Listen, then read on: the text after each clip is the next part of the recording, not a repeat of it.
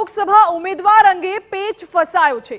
કોંગ્રેસ લેવા પાટીદાર અથવા ઓબીસી ઉમેદવારને મેદાને ઉતારે તેવી શક્યતા છે, જ્યારે સ્થાનિક અને મૂળ કોંગ્રેસીને ટિકિટ આપવાની માંગ ઉઠી રહી છે। કોંગ્રેસના નેતાઓએ વિક્રમ સોરાણીના નામનો વિરોધ કર્યો હતો। ચૂંટણી નિરીક્ષક ભીખુ વારોતરિયા અને પૂંજા વંશ સમક્ષ કાર્યકરોએ માંગ કરી હતી। આપને જણાવી દઈએ કે રાજકોટ બેઠકને લઈને કોંગ્રેસમાં પેચ હજુ પણ ફસાયેલો છે અને કોંગ્રેસના નેતાઓએ વિક્રમ સોરાણીના નામની જે ચર્ચાઓ ચાલી રહી હતી તેનો વિરોધ કર્યો હતો અને આ દરમિયાન ચૂંટણી નિરીક્ષક ભીખુ વારોતરિયા અને પૂંજા વંશ સમક્ષ કાર્યકરોએ માંગ પણ કરી હતી। હવે રાજકોટમાં ભાજપે પુરુષોત્તમ રૂપાલાને મેદાનમાં ઉતાર્યા છે, જ્યારે કોંગ્રેસ માટે હજુ પણ અસમંજસની સ્થિતિ છે। ત્યારે આપણે સંભવિત ઉમેદવારોના નામ જણાવી દઈએ।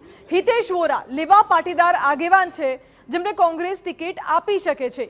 બીજા નંબરમાં આવે છે હેમાંગ વસાવડા, કોંગ્રેસના પ્રદેશ નેતા છે, સક્રિય રહેતા હોય છે રાજકારણમાં, સ્થાનિક મુદ્દાઓમાં સક્રિય રહેતા હોય છે। અને ત્રીજું નામ છે ઇન્દ્રનીલ રાજ્યગુરુ, રાજકોટના જૂના જાણીતા રાજનેતા ઇન્દ્રનીલ રાજ્યગુરુ કોંગ્રેસના પ્રદેશ નેતા છે, તેમને પણ કોંગ્રેસ તક આપે તેવી સંભાવના જોવાઈ રહી છે।